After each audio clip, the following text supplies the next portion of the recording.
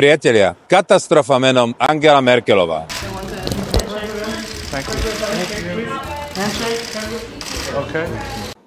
Táto bývalá kancelárka, ktorá vládla v Nemecku 16 rokov, vydala v poslednom čase svoje memoáre, kde sa snažila obhájiť svoje politické a ekonomické kroky.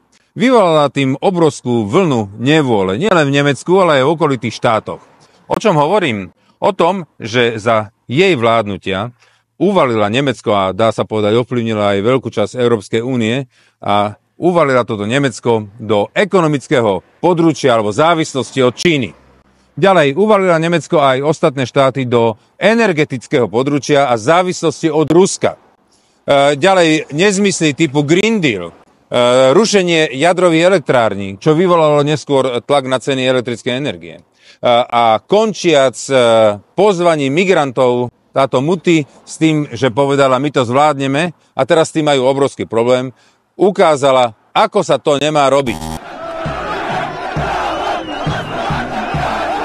Toto je taký katastrofický koktail, ktorý uvalil Nemecko do krízy. Ale zároveň tým bude trpeť celá Európa.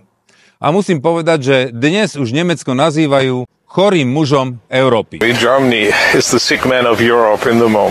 Treba si uvedomiť, že naši progresivisticko-liberálni predstavitelia, politici, prípadne NGOčky alebo PR agentúry, ako je Enko, Smečko, Aktuality, proste vyzdvihovali túto Angelu Merkelovú na piedestál. Dodnes ako taký Ľuboš Blaha, ktorý si všade vešia Che Guevaru,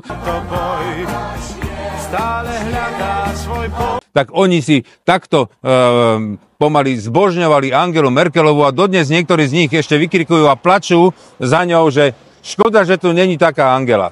Prepáčte mi to pri všetkej úcte k ženám. Musím povedať, že to bola jedna hlúpaňa, ktorá doviedla Európu do katastrofy. Priatelia, ak títo progresívni liberáli a predstavitelia týchto NGOček a neviem čoho všetkého nie sú schopní rozoznať politikov, ktorí proste robia nezmyselné rozhodnutia a ťahajú krajinu k zemi, tak ako budú chcieť vytiahnuť z tohto marazmu Slovensko? Preto, lebo nebude stačiť, lebo Fico.